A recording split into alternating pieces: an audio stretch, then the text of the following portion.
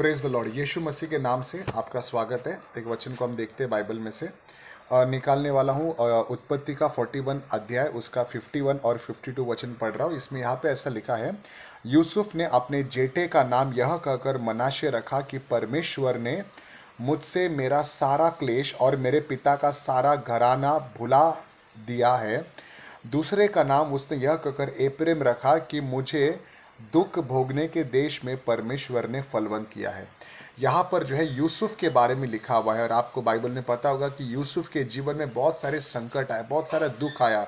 जवानी के दिनों से ही हम देखते हैं कि उसके भाइयों ने उसको बेच दिया था, उसके ऊपर गलत इल्ज़ाम लगा दिया था, उसको जेल में डाला गया था।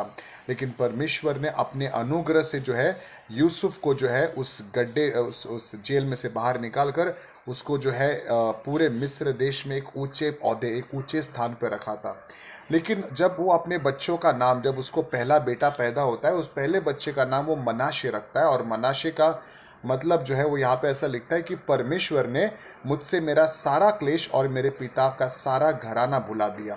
वो बोलता है कि मनाशे अपने बच्चे का नाम इसलिए रखता है क्योंकि उसका मतलब है कि भूलना, यानी उसके जीवन में जो भी दुर्घटनाएं हुई थी, जो घटनाएं हुई थी, जो उसके भाइयों ने उसको धोखा दिया था, उस पर गलत इल्ज़ाम लगा दिया था, जो भी तकलीफ से वो गुजरा था, परमेश्वर ने उसके दिमाग से उन सारी चीज़ों को निकाल दिया, उसको भुला दिया, सारा दुख उसके दिमाग से भुला दिया।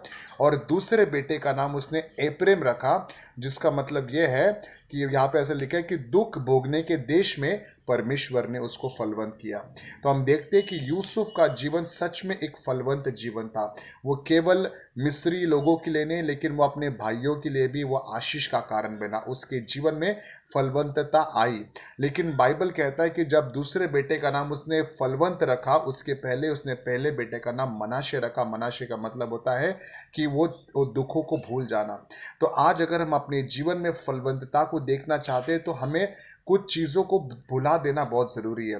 अगर हम आज भी लोगों के उस तकलीफ़ को अपने दिमाग में लेकर बैठे कि उसने मेरे साथ बुरा किया, उसने मेरे साथ ऐसा किया, अगर आज भी हमारे दिमाग में बुरी बातें भरी है तो फलवंतता कई बार हम अपने जीवन में देख नहीं पाते हैं। सबसे पहला तो हमें अपने दिमाग से सारी बुरी बातों को निकाल देना है। सारा पास्ट बुरा एक्सपीरियंस जो है उसको अपने दिमाग से निकाल देना। अपने दिमाग को जो है यीशु मसीह की तरह बनाना है। हमको पीछे क्या हुआ उसके बारे में नहीं सोचना है, लेकिन आगे हमारे साथ क्या अच्छा होने वाला है उसके बारे में हमको ज़्यादा सोचना है। अगर आज हमारा दिमाग जो है वही पुरानी बातों से भरा हुआ है, पुराने जो है दुखों से भरा हुआ है, कड़वाहट से भरा हुआ है, तो फलवंतता का जीवन जीना कई बार बहुत कठिन हो जाएगा। लेकिन अगर हमारा दिमाग जो है वो परमेश्वर की बातों से भरा हुआ है और धन्यवाद की बातों से भरा हुआ है, तो हम जो है अपने जीवन में फलवंतता को देखेंगे। तो जैसे यूसुफ ने मनाशे नाम इसलिए रखा क्योंकि वो भूल गया सारे दुखों को, और उसके बाद दूसरे बेटे का नाम उसने फलवंत रखा क्योंकि उसने फलवंतता को अपने जीवन में देखा। तो आज हम अपने दिमाग को प्रभु के हाथ में दे और हम फलवंतता का जीवन जरूर देखेंगे। Praise Lord. प्रभु आप सबको आशीष करे।